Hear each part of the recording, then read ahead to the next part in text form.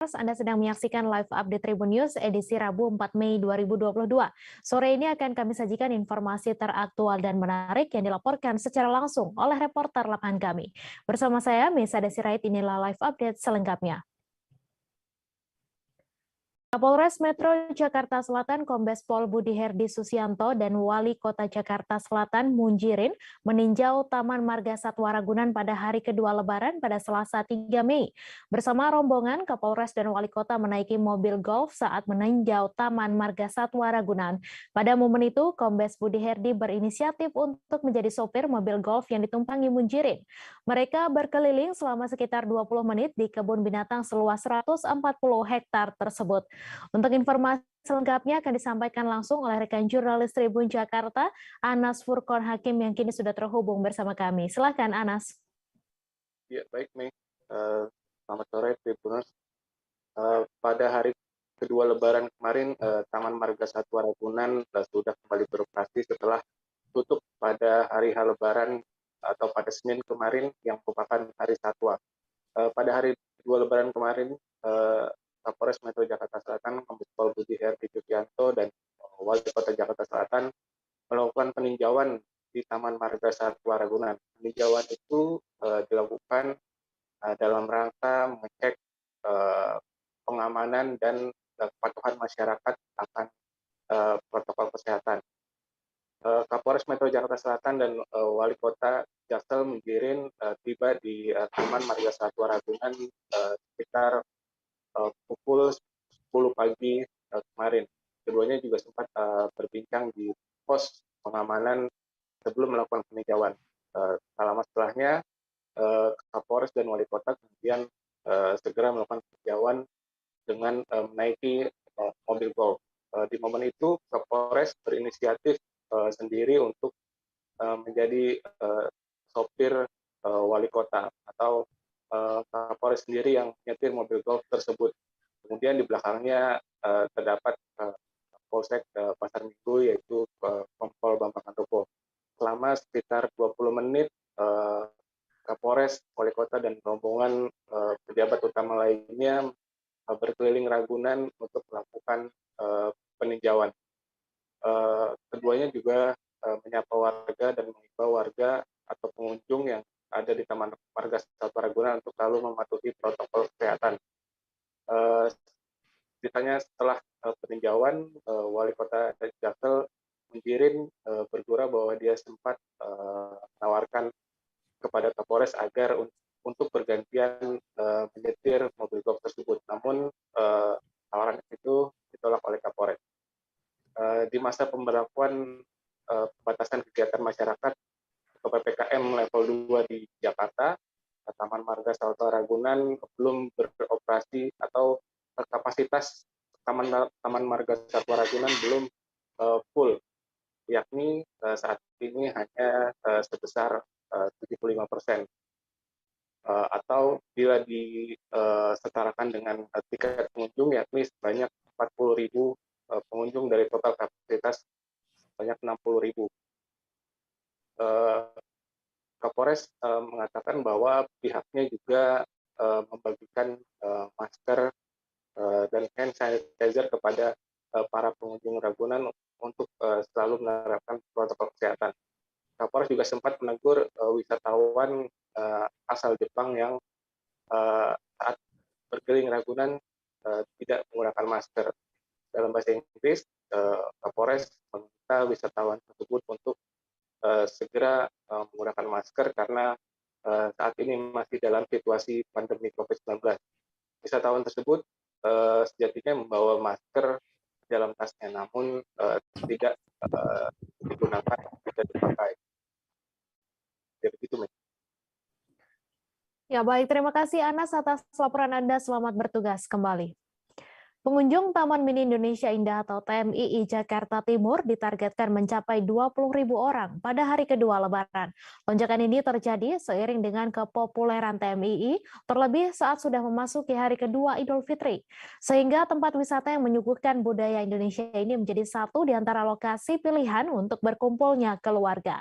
Untuk informasi selengkapnya akan disampaikan langsung oleh rekan jurnalis Tribun Jakarta, Nur Indah Farah yang kini sudah terhubung bersama kami. Silakan Indah. Baik Mei dan rekan Tribuners, bisa saya sampaikan bahwa Taman Mini merupakan satu di antara destinasi wisata yang ada di Jakarta.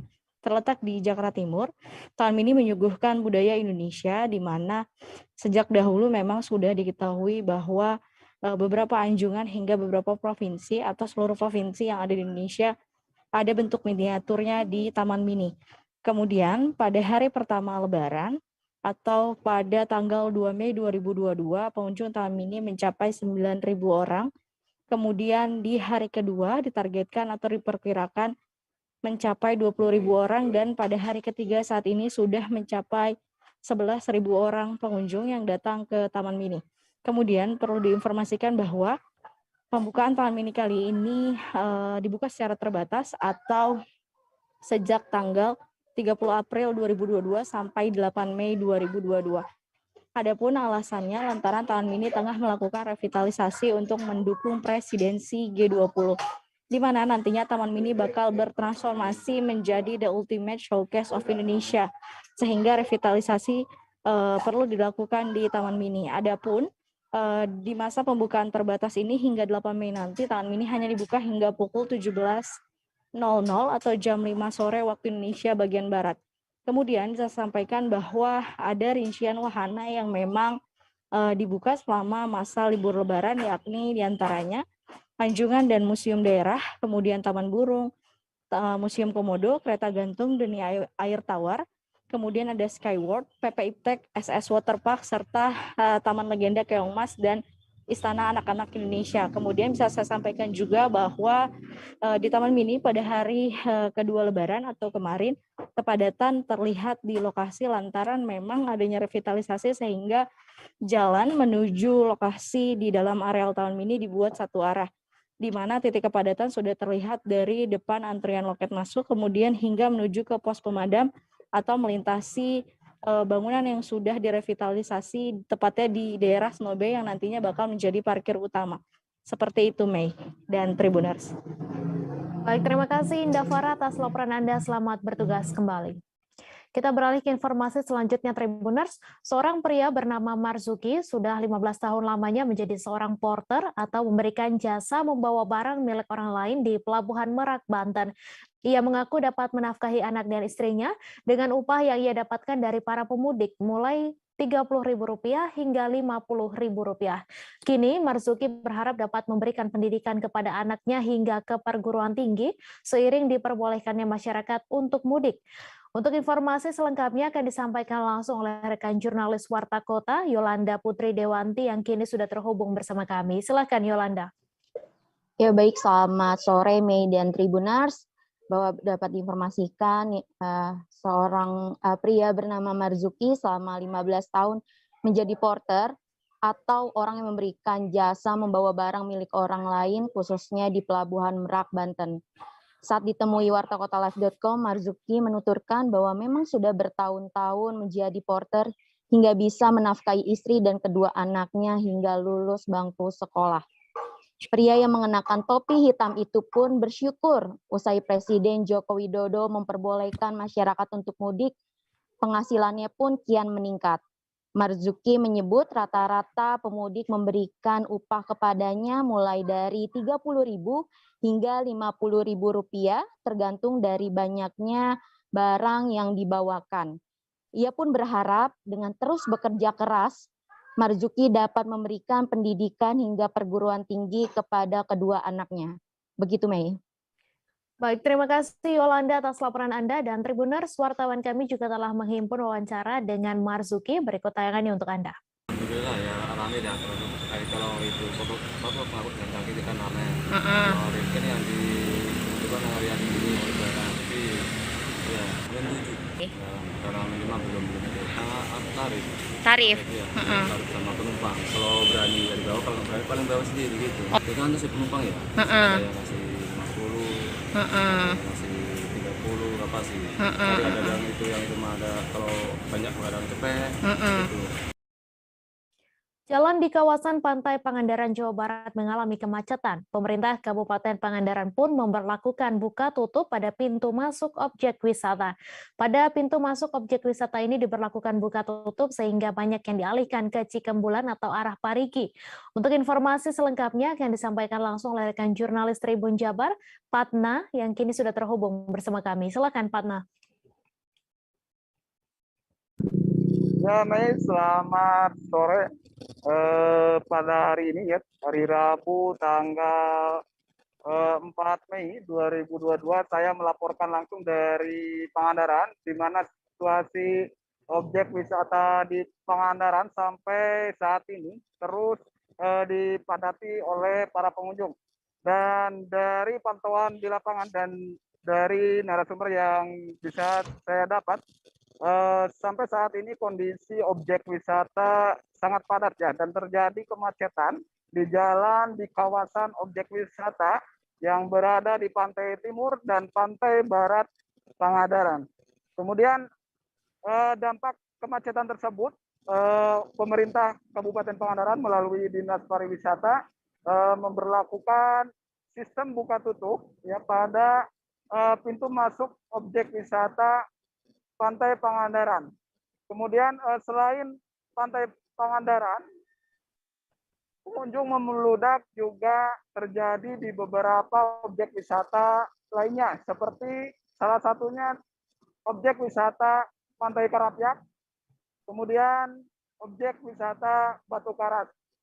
Dan bukan hanya di objek wisata atau jalan di kawasan objek wisata, kepadatan kendaraan pengunjung juga terjadi di sepanjang jalan raya dari arah Banjar menuju Pangandaran, khususnya di wilayah daerah Kecamatan Padaherang, Kecamatan Kalipucang, dan Kecamatan Pangandaran.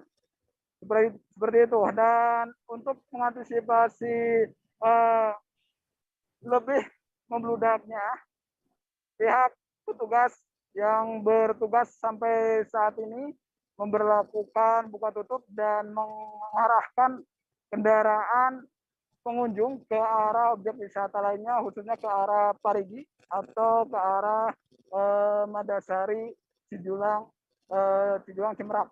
Seperti itu, Mei. Ya, baik. Terima kasih, Patna, atas laporan Anda. Selamat bertugas kembali. Kami akan kembali seusai jeda sejenak Tribuners, tetap di Live Update. Oke, apa kabar Bang Arifki di sini untuk strateginya? Kalau saya sendiri di Gimik 37 ini yang semalam baru mulai, Apa yang saya dirasakan udah Kak Fernita? Sebenarnya aku nggak ngerasain penangkapan atau penggerebegan atau apapun itu, karena gitu posisinya aku Kriteria. main. Jadi kita mengenal disebut dengan stroke yang tidak berdarah dengan stroke yang berdarah.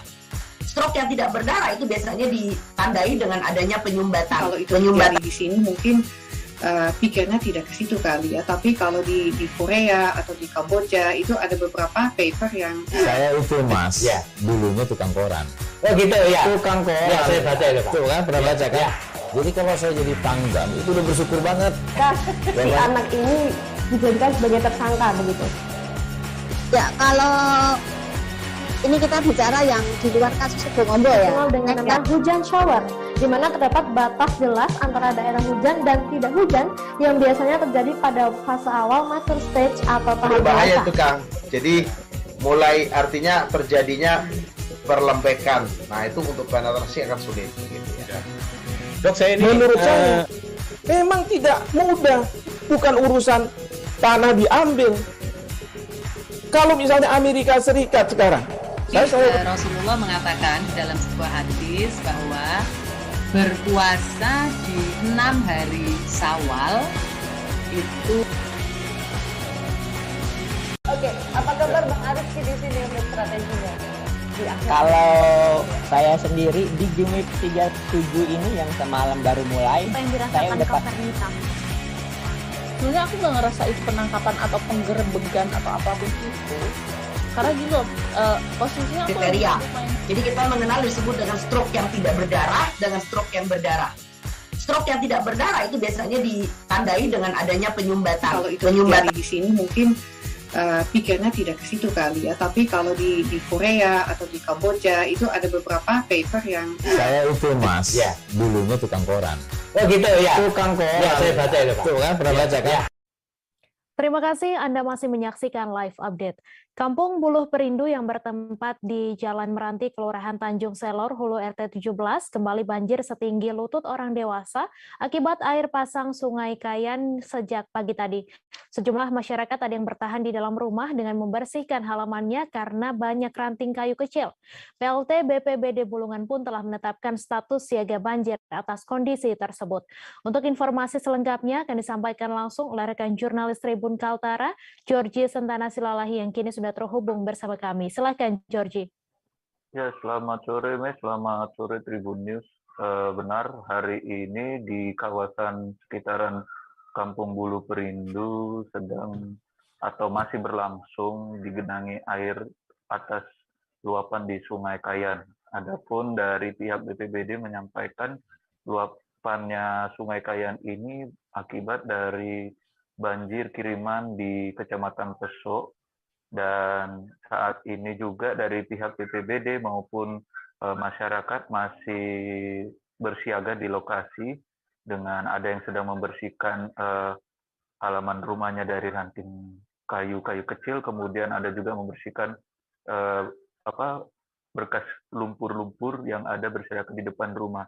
Adapun dari warga juga memberikan pendapat bahwasannya genangan air yang terjadi akibat dari banjir kiriman di Kecamatan Pesok ini sudah terjadi sejak subuh pagi tadi. Adapun dia mengatakan lebih tepatnya pada pukul 5 pagi tadi yang sudah perlahan naik di atas rumah papan atau rumah kayu, dan adapun dia juga menginginkan pihak dari instansi pemerintah terkait memberikan bantuan supaya berupa sembako supaya bisa melakukan aktivitas-aktivitas yang bisa dilaksanakan di rumah dengan sesederhana mungkin.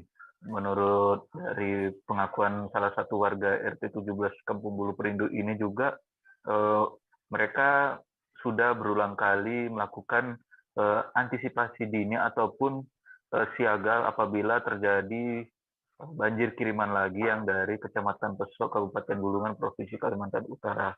Dan pihak dari BPBD Bulungan, Darmawan, mengatakan bahwa ditetapkannya siaga banjir kiriman ini dari Kecamatan Pesok, yaitu terjadinya intensitas hujan tinggi yang ada di Kabupaten Bulungan satu pekan ini, yaitu mencapai ketinggian 6,5 meter di Kecamatan Pesok yang mengarungi arus sungai ke Sungai Kayan di Kecamatan Tanjung Selor di bagian hulu.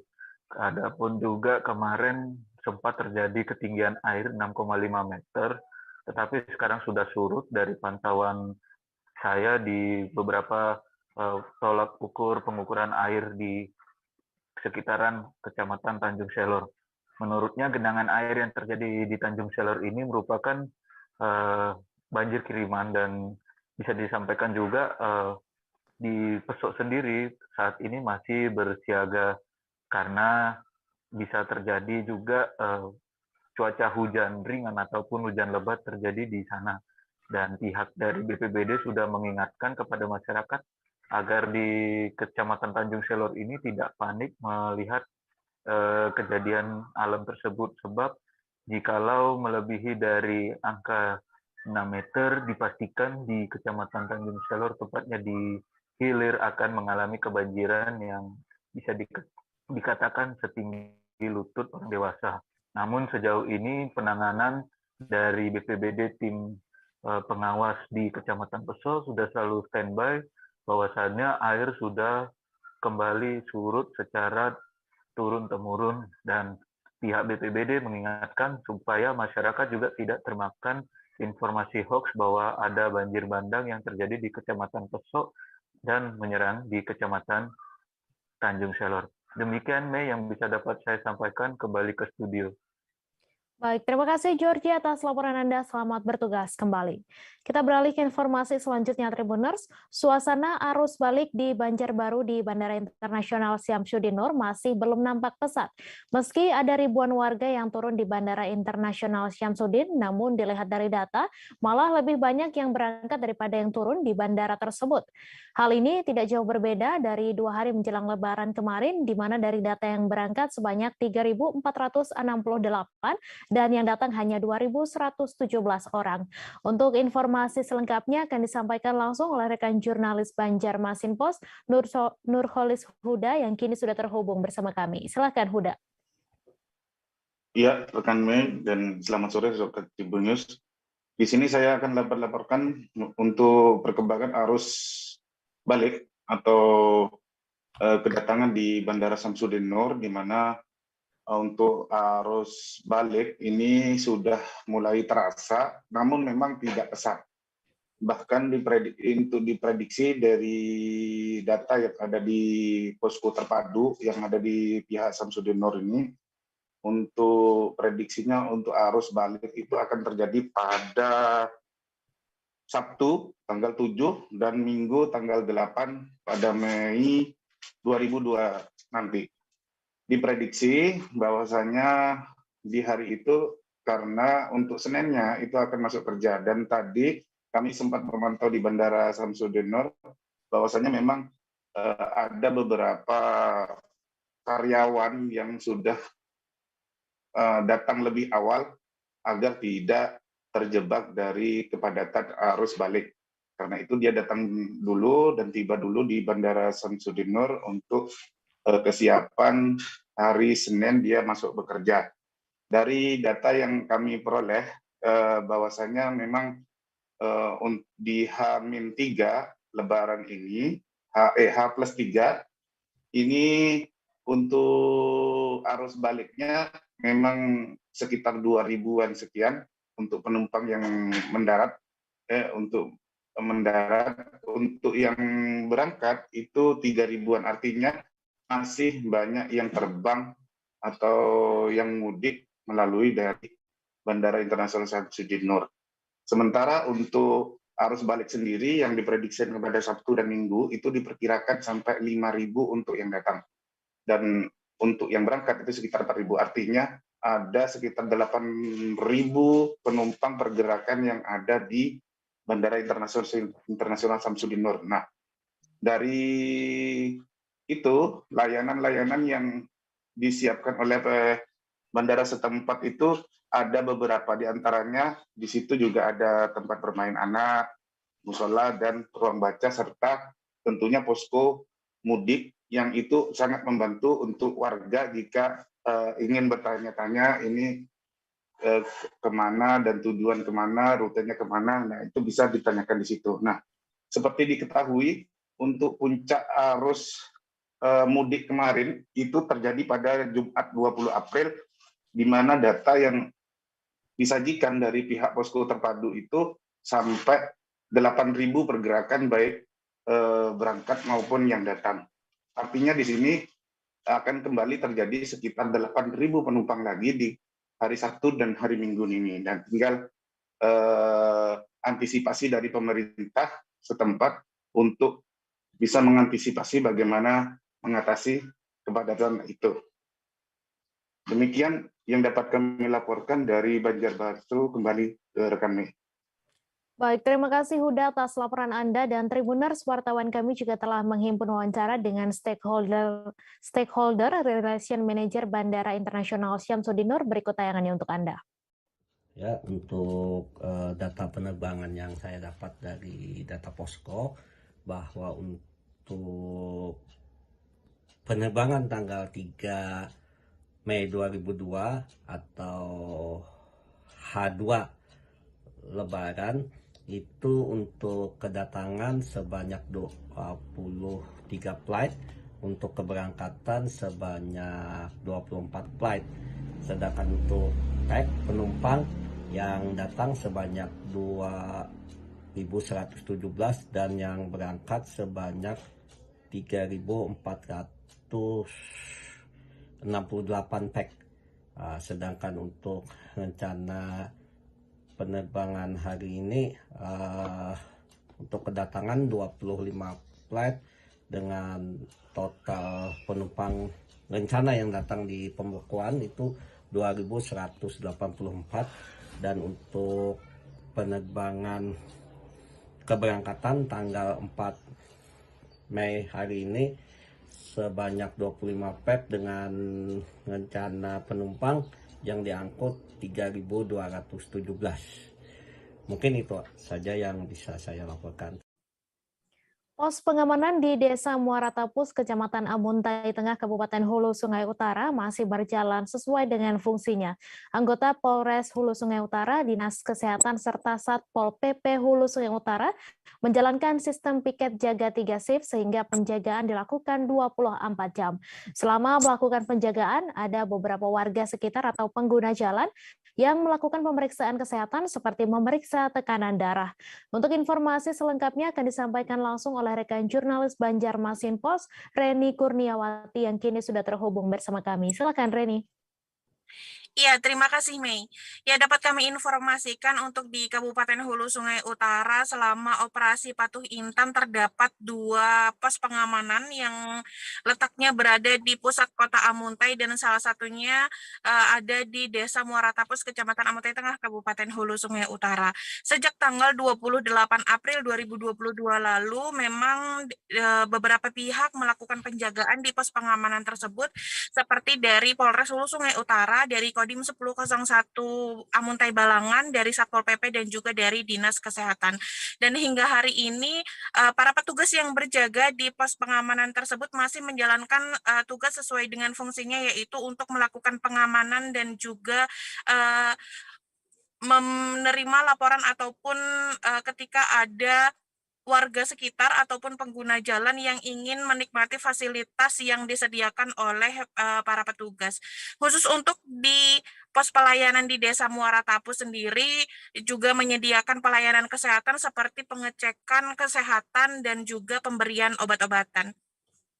Kami sempat berbincang dengan salah satu petugas kesehatan dari Dinas Kesehatan sendiri bahwa beberapa warga ataupun juga pengguna jalan yang sempat singgah ke pos pengamanan melakukan pemeriksaan kesehatan dan juga mendapatkan obat-obatan, karena dari Dinas Kesehatan juga menyediakan obat-obatan untuk gejala ringan seperti pusing ataupun mual akibat perjalanan jauh.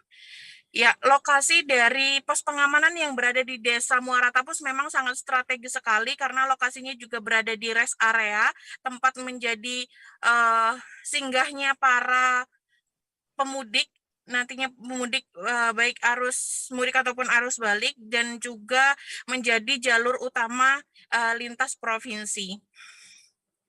Fasilitas lain yang ada di pos pengamanan yaitu adalah menyediakan fasilitas vaksinasi bagi para warga sekitar ataupun juga para pengguna jalan, dan fasilitas tersebut juga dimanfaatkan dengan baik karena juga dilihat dari data ada beberapa juga pengguna jalan yang menggunakan fasilitas vaksinasi di pos pengamanan tersebut. Demikian, Mei. Baik, terima kasih Reni atas laporan Anda. Selamat bertugas kembali. Kami masih akan menyajikan informasi menarik untuk Anda. Sejenak sejenak tetap di Live Update. Oke, apa kabar Bang Arifki di sini untuk strateginya? Kalau saya sendiri di Jumip 37 ini yang semalam baru mulai, saya udah sebenarnya aku nggak ngerasa itu penangkapan atau penggerebegan atau apapun itu. Karena gitu, posisinya aku kriteria. Jadi kita mengenal disebut dengan stroke yang tidak berdarah dengan stroke yang berdarah. Stroke yang tidak berdarah itu biasanya ditandai dengan adanya penyumbatan. Kalau itu terjadi di sini mungkin pikirnya tidak ke situ kali ya. Tapi kalau di Korea atau di Kamboja itu ada beberapa paper yang saya itu Mas, ya, dulunya tukang koran. Oh gitu ya. Tukang koran. Ya, saya baca ya, Pak. Tuh kan pernah baca kan? Ya. Jadi kalau saya jadi pangdam itu udah bersyukur banget. Si anak ini dijadikan sebagai tersangka begitu. Ya, kalau ini kita bicara yang di luar kasus Bongombo ya. Dengan nama hujan shower, di mana terdapat batas jelas antara daerah hujan dan tidak hujan yang biasanya terjadi pada fase awal mature stage atau tahap berbahaya dewasa. itu Kang. Jadi mulai artinya terjadinya perlembekan. Nah itu untuk penetrasi akan sulit gitu ya. Dok, saya ini menurut saya memang tidak mudah, bukan urusan tanah diambil. Kalau misalnya Amerika Serikat sekarang, Rasulullah mengatakan dalam sebuah hadis bahwa berpuasa di 6 hari Syawal itu. Oke, apa kabar Bang Ariski di sini untuk strateginya? Kalau saya sendiri di Gimip 37 ini yang semalam baru mulai, saya udah pasti. Sebenarnya aku nggak ngerasa itu penangkapan atau penggerebegan. Terima kasih Anda masih menyaksikan live update. Terbakarnya 50 unit kapal nelayan yang sedang bersandar di dermaga baterai sekitar Pelabuhan Wijayapura Cilacap menghebohkan warga sekitar. Insiden tersebut terjadi pada Selasa 3 Mei sore sekira pukul 17.23 waktu Indonesia Barat. Pihak Damkar Cilacap langsung bergegas menuju lokasi kejadian untuk memadamkan api saat mengetahui peristiwa kebakaran tersebut terjadi. Untuk informasi selengkapnya akan disampaikan langsung oleh rekan jurnalis Tribun Jateng, Pinky Anggraini yang kini sudah terhubung bersama kami. Silakan Pinky.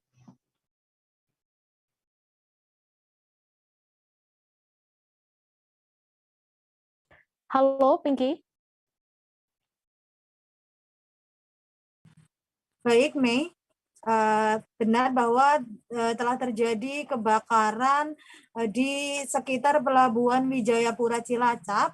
Kebakaran ini terjadi pada Selasa sore sekitar pukul 17:10 Mei. Kemudian pada sekitar 17:23 Pos Damkar Cilacap bersama Damkar SBI, Damkar Pertamina, Damkar Pelindo datang ke lokasi kejadian untuk memadamkan api, Mei. Namun karena besarnya angin di sekitar lokasi menyebabkan api sulit dipadamkan dan api tersebut merembet ke beberapa kapal lain yang juga sedang bersandar di sekitar Pelabuhan Wijayapura Cilacap ini. Kemudian dari insiden kebakaran ini terdapat 1 korban jiwa yang mengalami luka-luka pada bagian tubuh, yaitu Bapak Yatiman, warga Jalan Logawa, Cilacap Tengah. Jadi Bapak Yatiman ini mengalami luka bakar 25% di sekitar tubuhnya. Itu karena diketahui Bapak Yatiman ini sedang memperbaiki dinamo yang ada di salah satu kapal, Mei. Untuk saat ini Bapak Yatiman ini sedang dilakukan pengobatan di RSUD Cilacap, Mei. Kemudian untuk kronologinya, jadi awal mula kebakaran ini terjadi karena salah satu ABK yang sedang memperbaiki dinamo di salah satu kapal. Kemudian terjadi ledakan dan akhirnya terjadi ledakan dan terjadi kebakaran di satu kapal. Karena angin yang berembus sangat kencang, ini menyebabkan kapal-kapal di samping kapal yang sebelumnya meledak ini akhirnya membuat kapal di sekitarnya yang juga bersandar ikut terbakar, Mei. Untuk mengamankan warga sekitar di dermaga baterai atau Pelabuhan Wijayapura ini, polisi, TNI dan tim pemadam ini mengevakuasi warga sekitar untuk mengungsi di Jalan Slamet Riyadi Cilacap, Mei, karena memang kepulan asap di sekitar Wijayapura ini sangat hitam, sangat pekat dan sangat tebal, sehingga sangat berbahaya bagi para warga sekitar, Mei. Namun menurut informasi yang kami dapatkan dari tim Damkar Cilacap bahwa total ada sekitar 50 kapal milik nelayan yang ikut terbakar, Mei. Namun ketika kami mendatangi lokasi tadi siang, hanya tersisa beberapa bangkai kapal saja di sekitar dermaga baterai ini. Menurut informasi warga sekitar, sebagian besar ini terbawa arus karena memang arus atau gelombang laut di perairan Nusa Kambangan ini sedang tinggi. Jadi beberapa kapal milik nelayan ini hanyut terbawa arus, Mei. Ya, baik. Terima kasih Pinky atas laporan Anda. Selamat bertugas kembali.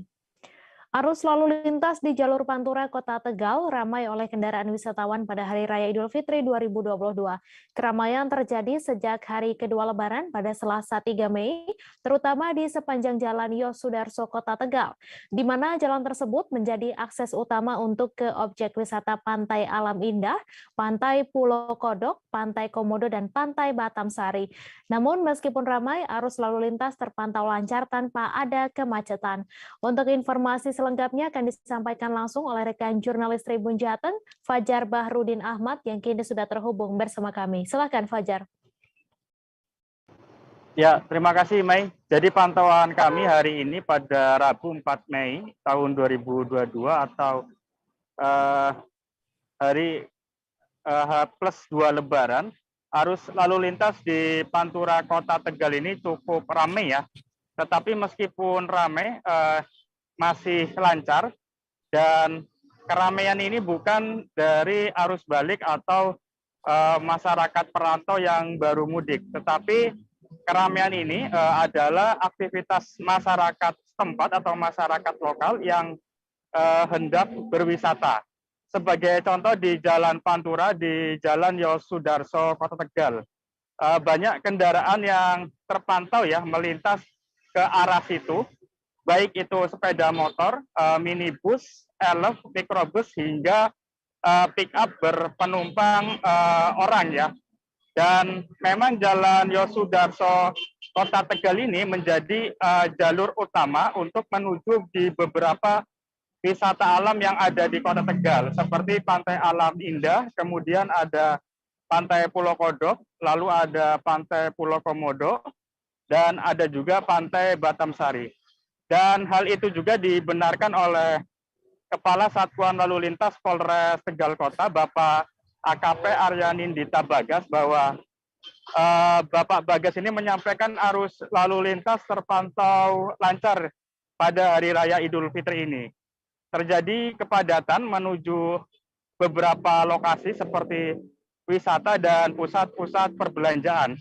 Dan Pak Bagas juga memprediksi bahwa tidak lama lagi akan berlangsung arus balik di jalur Pantura Kota Tegal ini ya. Jadi arus balik diprediksi oleh Bapak Bagas mulai H+4 atau Jumat 6 Mei tahun 2022.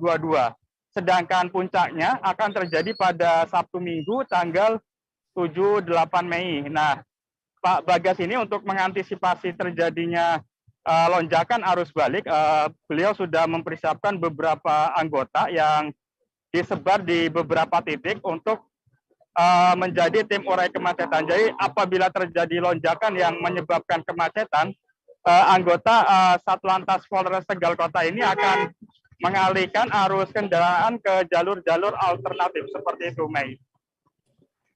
Baik, terima kasih Fajar atas laporan Anda, dan Tribuners, wartawan kami juga telah menghimpun wawancara dengan Kasat Lantas Polres Tegal Kota. Berikut tayangannya untuk Anda. Kami sampaikan untuk arus lalu lintas di wilayah Kota Tegal selama Hari Raya Idul Fitri dari kemarin sampai sekarang terpantau sangat lancar. Terjadi kepadatan itu hanya di objek-objek wisata dan tempat-tempat pusat perbelanjaan.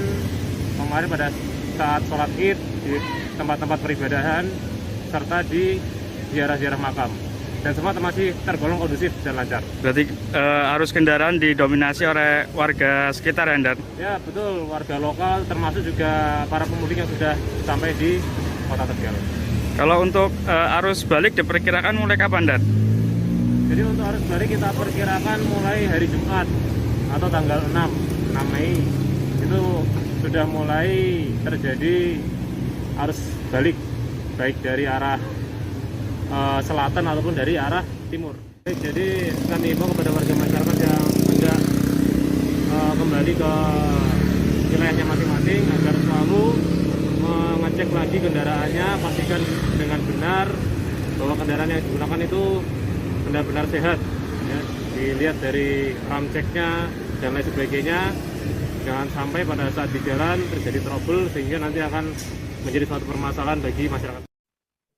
Bendungan Wilalung yang terletak di Desa Kalirejo, Kecamatan Undaan, Kabupaten Kudus, Jawa Tengah, ramai kendaraan saat Lebaran pada Rabu 4 Mei 2022. Ratusan kendaraan roda 2 atau pemotor silih berganti berpapasan. Bahkan sesekali warga yang melewati bendungan ini berhenti untuk bersuah foto. Namun sayangnya bendungan Wilalung ini hanya bisa dilewati kendaraan roda 2 dan kendaraan roda 4 tidak diperbolehkan untuk melintas. Untuk informasi selengkapnya akan disampaikan langsung oleh rekan jurnalis Tribun Jateng, Koirul Anas yang kini sudah terhubung bersama kami. Silakan Anas. Halo, selamat sore Mei dan Tribun News dimanapun berada. Bisa saya informasikan mengenai keramaian di Bendungan Wilalung yang terletak ini di Desa Kalirejo, Kecamatan Undaan, Kabupaten Kudus. Jadi dari pantauan kami, H+3 Lebaran ini, Bendungan Wilalung ini selalu ramai untuk kendaraan bermotor. Terutama ini juga sebagai rute alternatif bagi warga yang ada di Kabupaten Kudus sebelah selatan dan warga Kabupaten Demak, khususnya nih di Kecamatan Gajah.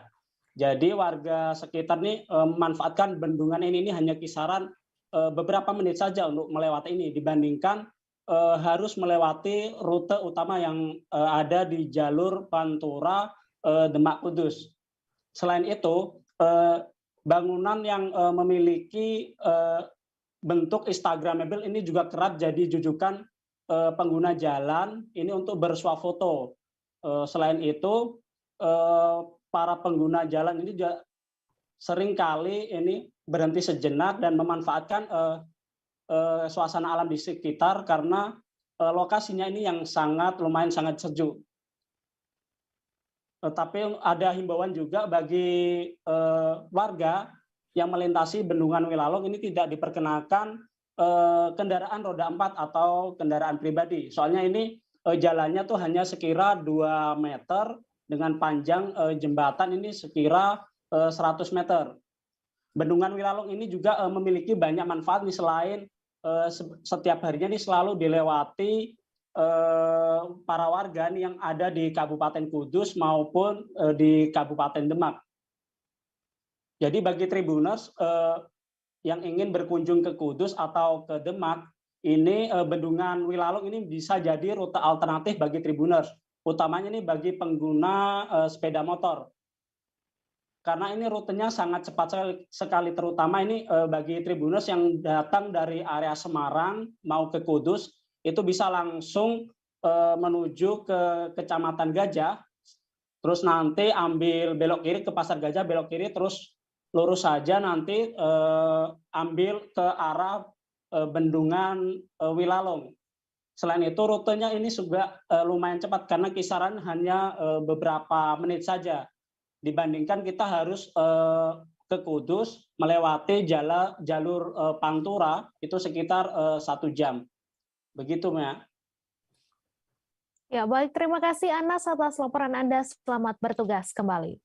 Pada hari ketiga Lebaran, geliat perekonomian di Kota Ambon masih belum kembali normal. Seperti yang terjadi di kawasan Pasar Mardika, sejumlah toko masih terlihat tutup hingga Rabu 4 Mei 2022. Pengunjung juga relatif lebih sedikit dibandingkan sebelum Lebaran. Untuk informasi selengkapnya akan disampaikan langsung oleh rekan jurnalis Tribun Ambon, Alvin Risanto yang kini sudah terhubung bersama kami. Silakan Alvin. Ya, terima kasih rekan Mei. Oke, baik. Tribuners. Jadi pada hari ini Rabu tanggal 4 Mei 2022 di mana tadi saya melakukan pemantauan pagi di hari ketiga Lebaran Idul Fitri ini, di mana sejumlah jalan di sejumlah pertokoan di pasar tradisional Mardika Kota Ambon masih mengalami penutupan seperti di salah satu lorong. Di situ lorong tersebut sangat ramai di hari-hari biasa.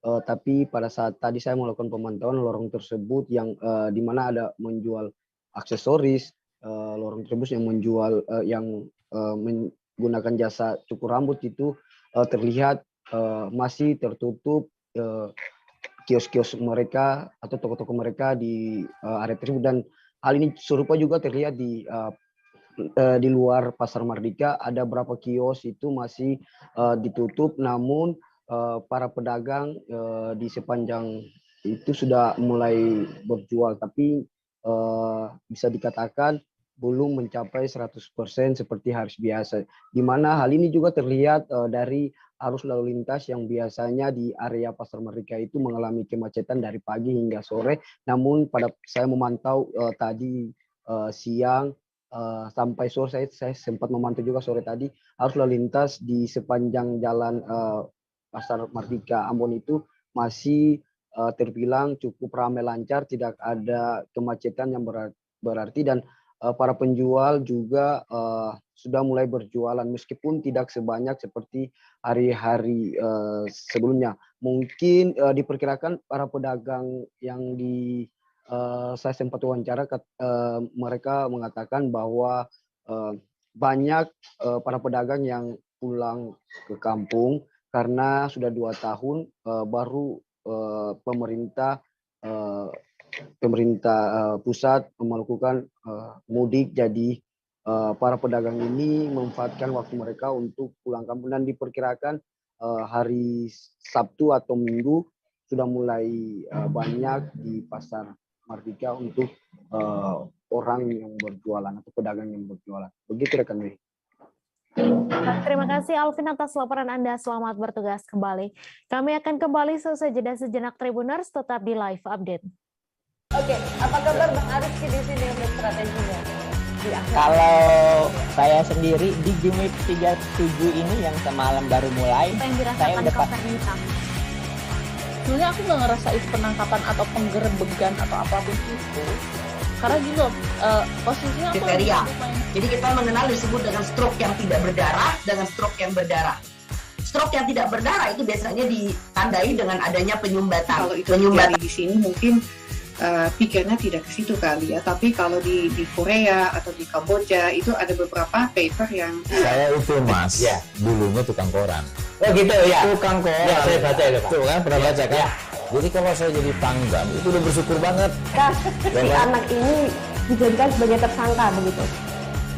Ya, kalau ini kita bicara yang di luar kasus Sebongombo ya. Dengan nama hujan shower, di mana terdapat batas jelas antara daerah hujan dan tidak hujan yang biasanya terjadi pada fase awal mature stage atau tahap bahaya dewasa. itu Kang. Jadi mulai artinya terjadinya perlembekan. Nah itu untuk penetrasi akan sulit. Begitu, ya. Dok, saya ini menurut saya memang tidak mudah, bukan urusan tanah diambil. Kalau misalnya Amerika Serikat sekarang, Rasulullah mengatakan dalam sebuah hadis bahwa berpuasa di 6 hari Syawal itu. Oke, apa kabar Bang Ariski di sini untuk strateginya?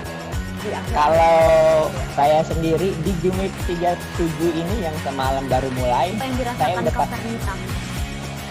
sebenarnya aku nggak ngerasa itu penangkapan atau penggerebegan atau apapun itu, karena gitu posisinya aku jadi kita mengenal disebut dengan stroke yang tidak berdarah dengan stroke yang berdarah.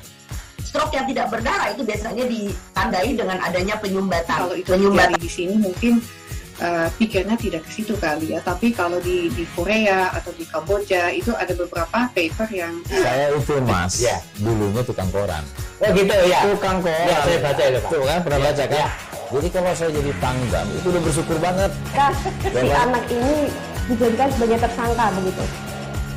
Ya, kalau ini kita bicara yang di luar kasus Sebongombo ya. Dengan nama hujan shower, di mana terdapat batas jelas antara daerah hujan dan tidak hujan yang biasanya terjadi pada fase awal mature stage atau tahap bahaya dewasa. itu Kang. Jadi mulai artinya terjadinya perlembekan. Nah itu untuk penetrasi akan sulit. Begitu, ya. Dok, saya ini menurut saya memang tidak mudah, bukan urusan tanah diambil. Kalau misalnya Amerika Serikat sekarang, Rasulullah mengatakan dalam sebuah hadis bahwa berpuasa di 6 hari Syawal itu. Oke, apa kabar Bang Ariski di sini untuk strateginya? Kalau saya sendiri di Jumip 37 ini yang semalam baru mulai, saya udah sebenarnya aku nggak ngerasa itu penangkapan atau penggerebegan atau apapun itu, karena gitu posisinya aku kriteria. Jadi kita mengenal disebut dengan stroke yang tidak berdarah dengan stroke yang berdarah. Stroke yang tidak berdarah itu biasanya ditandai dengan adanya penyumbatan. Kalau itu terjadi di sini mungkin pikirnya tidak ke situ kali ya. Tapi kalau di Korea atau di Kamboja itu ada beberapa paper yang saya itu Mas, ya, dulunya tukang koran. Oh gitu ya. Tukang koran. Ya, saya baca itu Pak. Tuh kan pernah baca kan? Ya. Jadi kalau saya jadi Pangdam itu udah bersyukur banget. Si anak ini dijadikan sebagai tersangka begitu.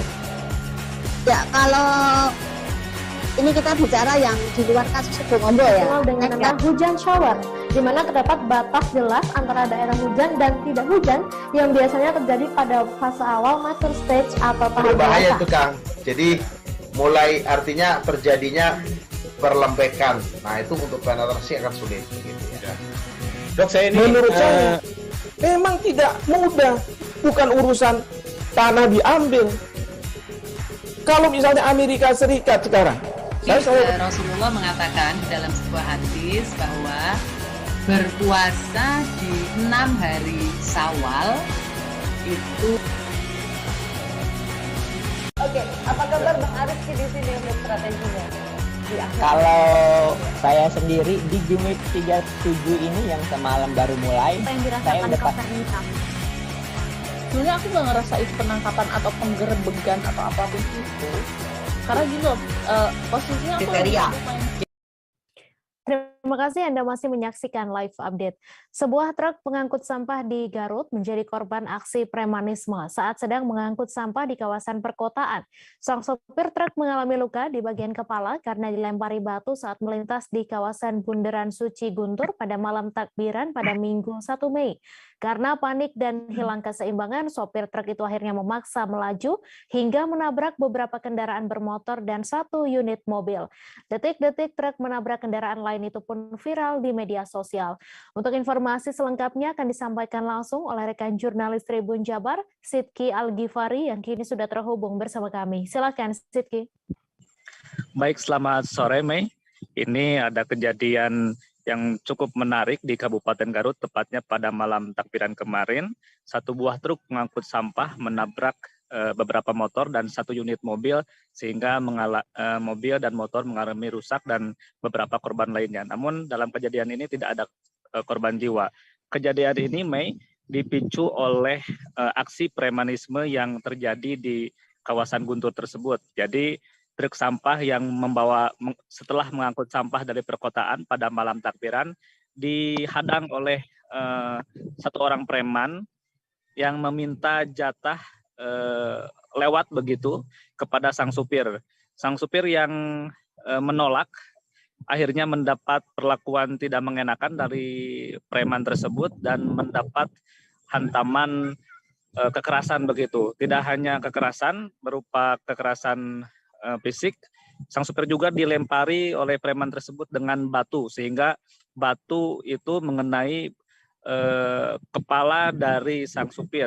Supir yang panik akhirnya oleng dan tidak sengaja menginjak gas lalu menyeruduk beberapa pengendara yang ada di kawasan tersebut.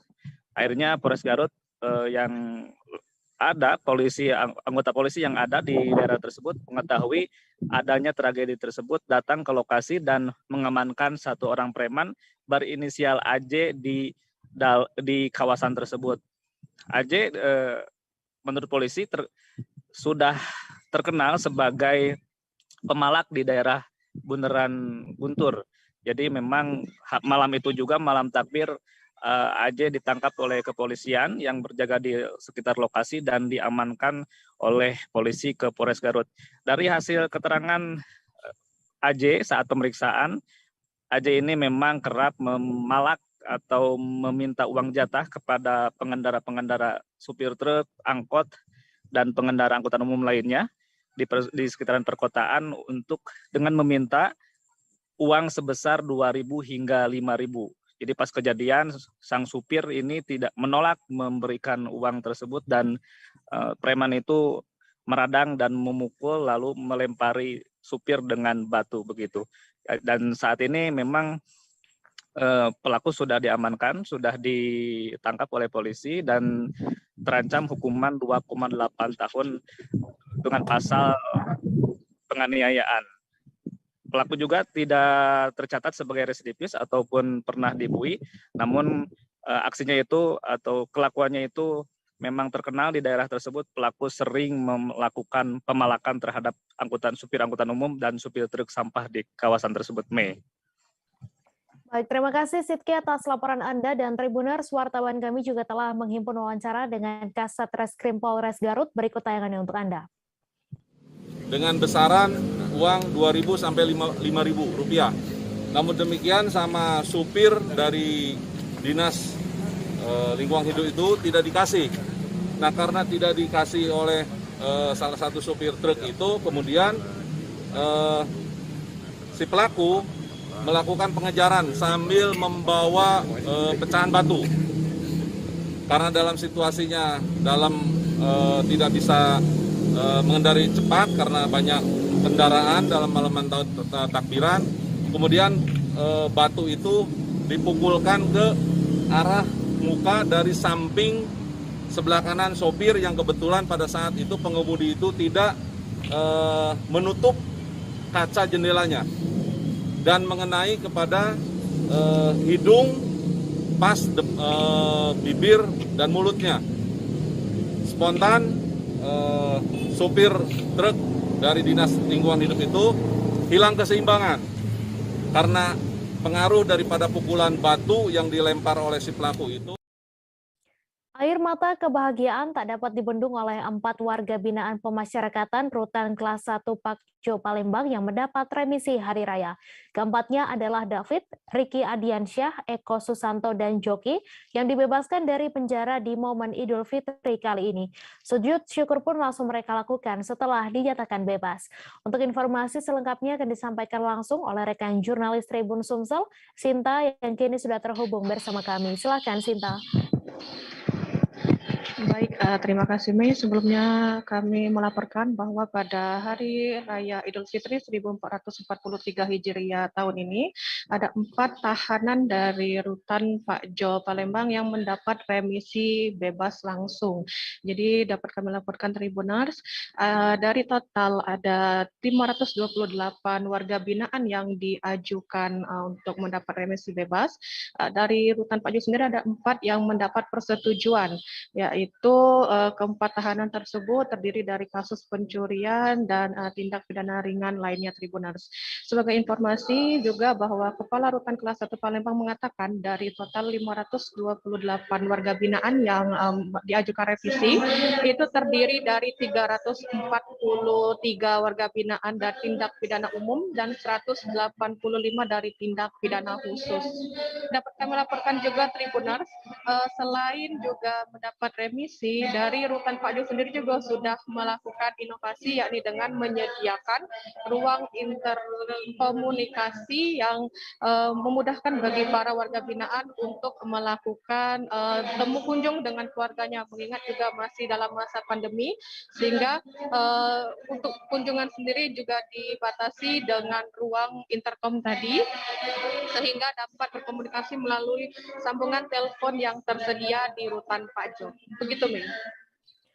Baik, terima kasih Sinta atas laporan Anda, dan Tribuners, wartawan kami juga telah menghimpun wawancara dengan salah seorang warga binaan yang mendapat remisi bebas. Berikut tayangannya untuk Anda. Sangat senang sekali karena saya tidak tahu bahwa dapat remisi. Kita sudah tidak nyangka. Sudah menjalani hukuman berapa lama kan? Setahun 2,5. Harusnya berapa lama menjalani? Setahun 3 bulan. Kasus apa gitu ya? Pencurian. Mungkin ada harapan kepada kawan-kawan yang masih di dalam ya? harapannya ya kawan-kawan di dalam ya sabar weh. Ada pintu masuk kan pasti ada. Pantai Pasir Padi di Pangkal Pinang menjadi salah satu destinasi wisata yang dipilih memasuki libur Lebaran. Sejumlah kendaraan mulai memenuhi tepi jalan hingga lokasi objek wisata tersebut selesai bersilaturahmi dengan sanak saudara.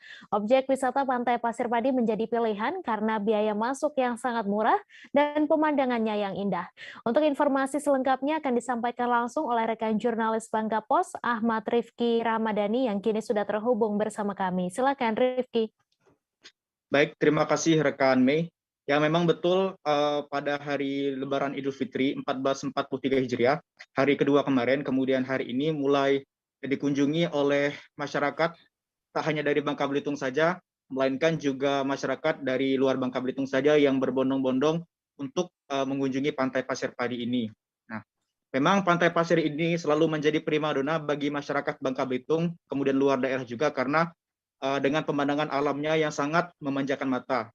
Nah, Pemkot Pangkal Pinang juga selalu berupaya untuk membenahi dari segi fasilitas yang telah ada di Pantai Pasir Padi dengan cara memaksimalkan sejumlah fasilitas yang belum tersedia seperti WC akan dipenuhi lagi, kemudian juga beberapa penambahan seperti resort juga yang bekerja sama dengan pihak swasta, kemudian ada juga pemandian kolam dan berbagai fasilitas lainnya yang menjadi daya tarik bagi masyarakat Bangka Belitung dan masyarakat yang mudik ke kampung halamannya yakni Bangka Belitung seperti itu.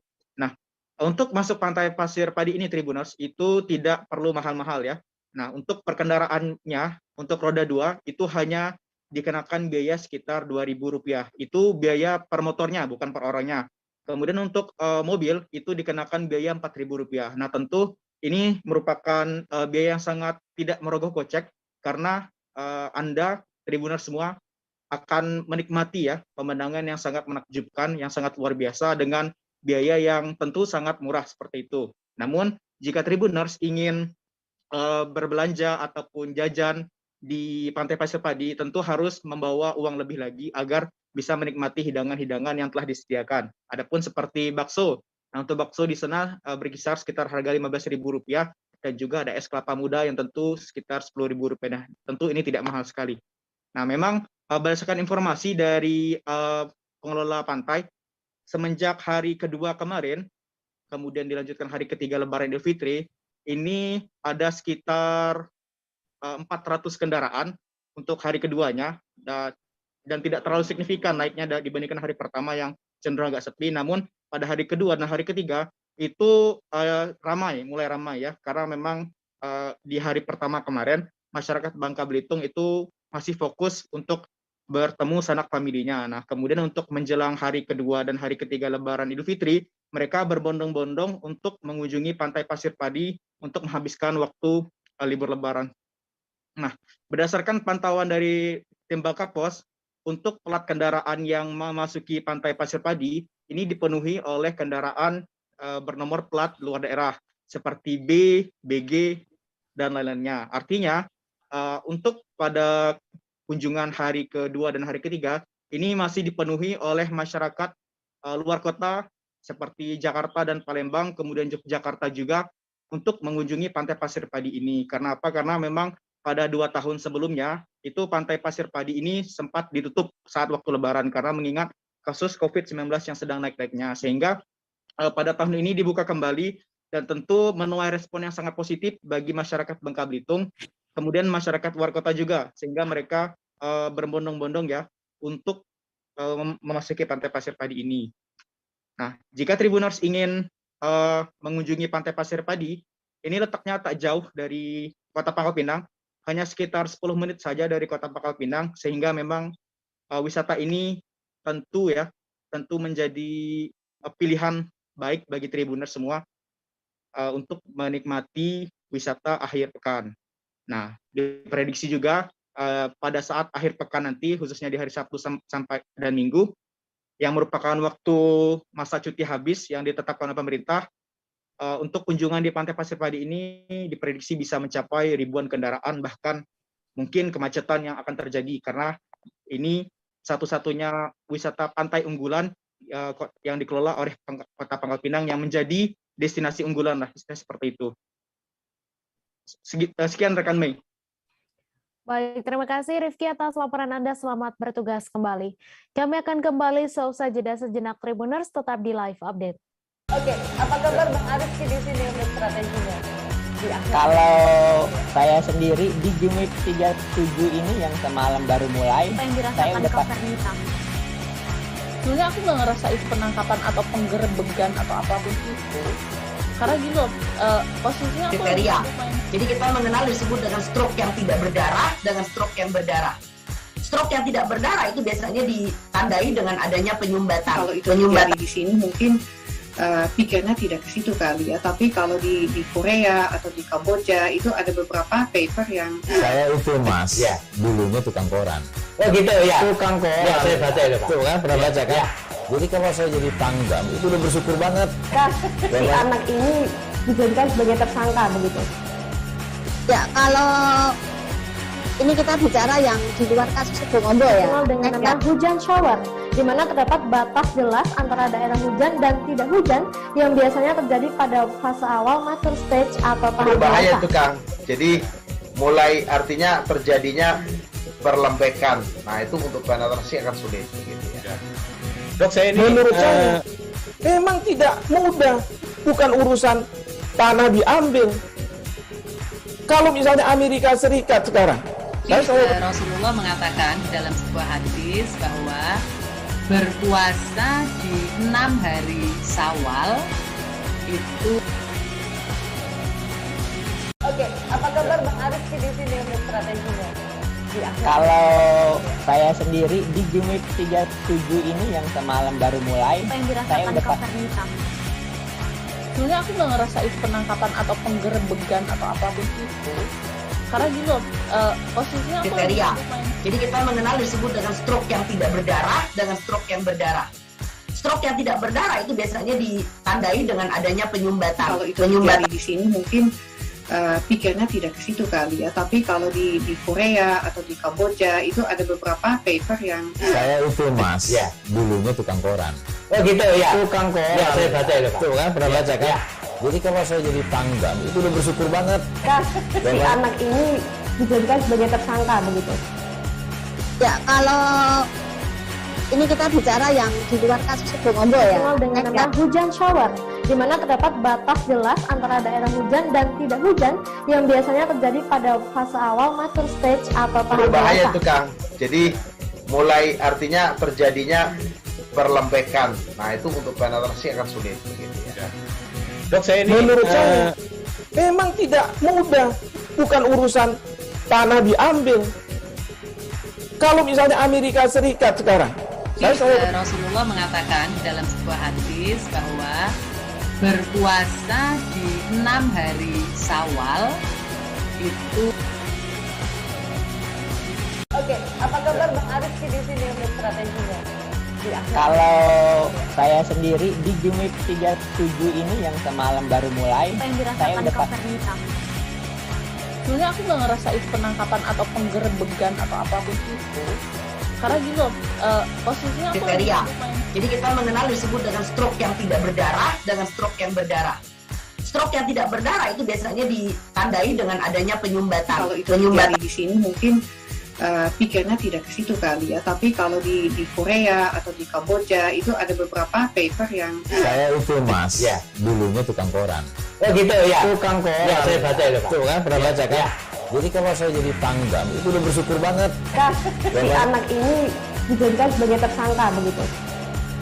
Ya, kalau ini kita bicara yang di luar kasus Sebongombo ya. Dikenal dengan nama hujan shower, di mana terdapat batas jelas antara daerah hujan dan tidak hujan yang biasanya terjadi pada fase awal mature stage atau tahap berbahaya dewasa. itu Kang.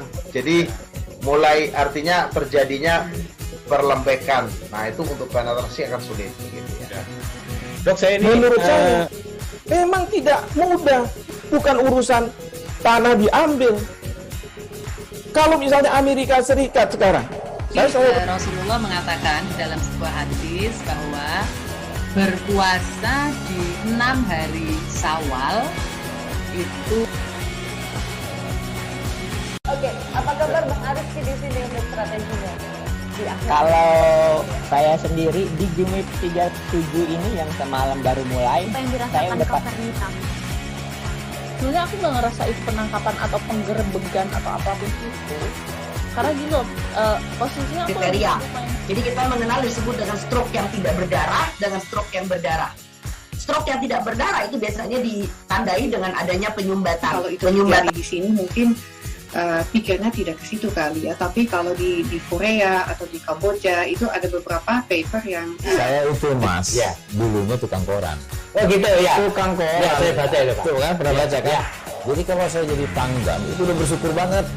Si anak ini dijadikan sebagai tersangka begitu. Ya kalau ini kita bicara yang di luar kasus Sebongombo ya. Dikenal dengan nama hujan shower, di mana terdapat batas jelas antara daerah hujan dan tidak hujan yang biasanya terjadi pada fase awal master stage atau tahap berbahaya dewasa. itu Kang. Jadi mulai artinya terjadinya perlembekan. Nah itu untuk penetrasi akan sulit begitu ya. Dok, saya ini menurut saya memang tidak mudah, bukan urusan tanah diambil.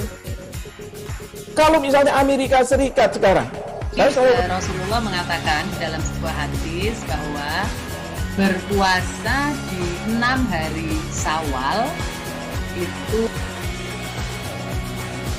Oke, apa kabar Bang Ariski di sini untuk strateginya? Kalau saya sendiri di Jumip 37 ini yang semalam baru mulai, saya udah sebenarnya aku nggak ngerasa itu penangkapan atau penggerebegan atau apapun itu, karena gini loh, posisinya aku kriteria. Jadi kita mengenal disebut dengan stroke yang tidak berdarah dengan stroke yang berdarah. Stroke yang tidak berdarah itu biasanya ditandai dengan adanya penyumbatan. Kalau itu terjadi di sini mungkin pikirnya tidak ke situ kali ya, tapi kalau di Korea atau di Kamboja itu ada beberapa paper yang saya itu mas, ya dulunya tukang koran. Oh gitu ya, tukang koran. Ya, saya baca itu Pak. Tuh kan pernah baca kan? Ya. Jadi kalau saya jadi Pangdam itu udah bersyukur banget. Si anak ini dijadikan sebagai tersangka begitu. Ya kalau ini kita bicara yang di luar kasus Sebongombo ya. Dikenal dengan nama hujan. Terima kasih Anda masih menyaksikan live update. Sejak menjelang Lebaran hingga kini dalam suasana Idul Fitri, harga bahan pokok di pasar tradisional Air Madidi masih mahal. Seperti yang disampaikan Yeni Watulingas, pedagang bahan pokok di pasar tersebut. Yeni mengatakan bahan pokok yang naik diantaranya cabai rawit, bawang merah, bawang putih, dan tomat. Untuk informasi selengkapnya akan disampaikan langsung oleh rekan jurnalis Tribun Manado, Fistel Mukuan, yang kini sudah terhubung bersama kami. Silakan, Fistel. Ya, terima kasih rekan Mei. Selamat malam Tribuners. Waktu Sulawesi Utara saat ini. Ya, memang dari pantauan kami di pasar dan kami temui Ibu Yeni Watulingas sebagai penjual, ia sampaikan memang sebelum Idul Fitri atau Lebaran semua bahan pokok naik. Hingga kemarin saat kami kunjungi sudah Lebaran tapi harga bahan pokok masih naik. Menurutnya semua bahan pokok naik dari 2.000 hingga 3.000 rupiah, kecuali cabai. Kalau di Kota Manado itu cabai rica dan bawang putih, bawang merah dan tomat itu yang memang naik. Seperti kalau rica ini naik 10.000 dari 35.000 per kilo menjadi 45. Bahkan sebelum Lebaran ini ada yang 70 hingga 80 per kilo untuk harga cabai ini. Begitu juga dengan bawang putih dan bawang merah. Naik 9.000 dari sebelumnya 36, kini menjadi, maksud kami dari 36 menjadi 45.000. Itu dari bawang putih dan bawang merah. Nah, sedangkan untuk tomat itu hanya dijual oleh pedagang, maksud kami dibeli oleh pedagang per kas itu. Sebelumnya 250, saat ini dari pengambilan mereka sudah 330.000 per kasnya. Nah, dengan begitu, Yeni menyampaikan sebagian besar bahan pokok ini naik. Apalagi saat ini yang memang masih menjadi perbincangan di pasar ini minyak goreng. Menurut ini harga minyak goreng ini masih langka. Memang untuk harganya ada sedikit penurunan dari biasanya 520 per galon, itu galon ukuran 25 liter. Dari sebelumnya 520 kini menjadi 460.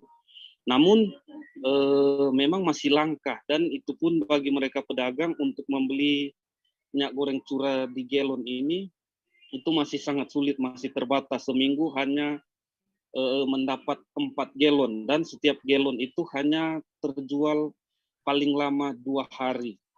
Nah, dengan begitu, namun Yeni menyampaikan untuk stok meskipun naik tapi aman. Dan beberapa masyarakat yang kami temui memang mereka keluhkan dan mereka berharap agar harga bahan pokok ini, apalagi ini bahan pokok adalah kebutuhan sehari-hari masyarakat. Mereka berharap agar tidak terjadi naik turunnya harga bahan pokok. Dan mereka memang mereka akui sudah menjadi kebiasaan, apalagi khususnya di Sulawesi Utara dan mungkin setiap daerah, jika ada hari-hari besar seperti ini, kalau di Sulut, Natal, Tahun Baru, dan Idul Fitri seperti ini, memang sebagian besar bahan pokok naik. Demikian, rekan Mei. Baik, terima kasih Fiska atas laporan Anda. Selamat bertugas kembali. Gelaran Pesta Rakyat Festival Potapaki dapat dijumpai bila berada di Desa Kulati, Kecamatan Tomia Timur, Kabupaten Wakatobi, Provinsi Sulawesi Tenggara. Festival Potapaki merupakan salah satu pesta rakyat yang dikhususkan untuk menyambut para perantau yang pulang ke desanya. Festival ini merupakan tradisi turun-temurun Desa Kulati di Wakatobi, Sulawesi Tenggara yang kini dikemas dalam sebuah festival. Festival Potapaki tahun ini merupakan gelaran ke-6 sejak awal digelar pada tahun 2006 lalu dan gelarannya tiap 3 tahun sekali. Untuk informasi selengkapnya akan disampaikan langsung oleh rekan jurnalis Tribun News Ultra, Husni Hussein yang kini sudah terhubung bersama kami. Silakan Husni. Ya, betul rekan Mei. Festival Potapaki ini merupakan festival gelaran setiap 3 tahunan yang diadakan di Desa Kulati, tepatnya Kecamatan Tomia Timur, Kabupaten Wakatobi, Provinsi Sulawesi Tenggara. Nah, Mei, keseruan dan kemeriahan festival ini saat kami kunjungi kemarin memang terpantau sangat ramai oleh pengunjung dan juga beberapa gelaran yang dipertunjukkan oleh dari gelaran festival tersebut. Nah, saat kami dalam gelaran festival, kami juga sempat berbincang-bincang dengan kepala desa selaku penanggung jawab dari festival, dan memang mengatakan betul Mei, festival ini merupakan festival gelaran ke-6 dari 2006 lalu digelar untuk pertama kalinya. Lebih lanjut ia juga menyebut bahwa festival yang ke-6 ini sebenarnya akan digelar pada tahun lalu 2021 lalu, namun karena pandemi COVID-19 akhirnya festival ini diundur dan diberlangsungkan di 2022 tahun ini. Nah, Mei, bagi Tribuners di rumah ataupun pengunjung yang ingin menikmati gelaran kemeriahan Festival Potapaki di Desa Kulati, Wakatobi ini, patut Tribuners harus menunggu kiranya 3 tahun lagi untuk dapat menjumpai Festival Potapaki. Demikian rekan Mei di studio. Baik, terima kasih Husni atas laporan Anda. Selamat bertugas kembali.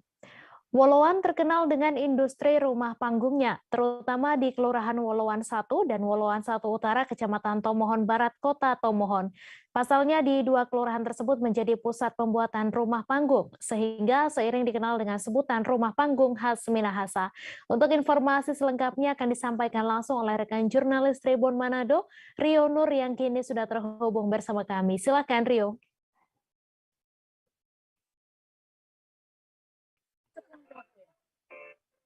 Ya, terima kasih rekan Mei.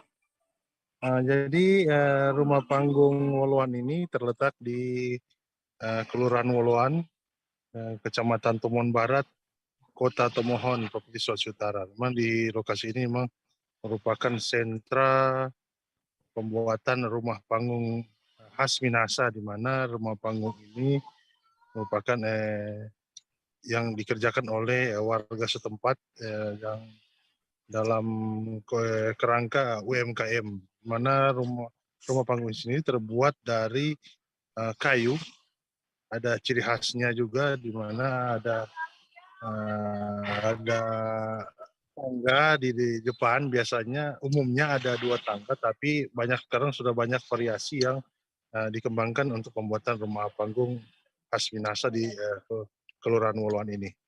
Harganya sendiri berkisar antara puluhan sampai ratusan juta tergantung dari ukurannya. Ada yang ukurannya 1 kamar, ada yang 2 kamar, bahkan 3 kamar, atau malah tergantung orderan dari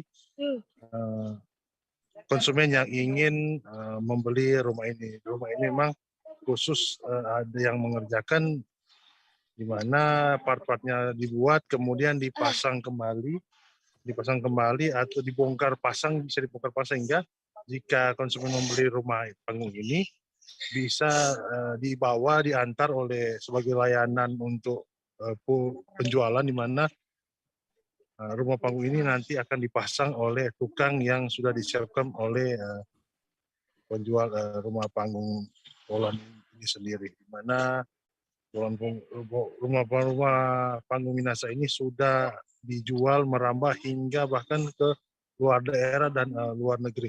Demikian rekan Mei. Baik, terima kasih Rionur atas Anda. Selamat bertugas kembali.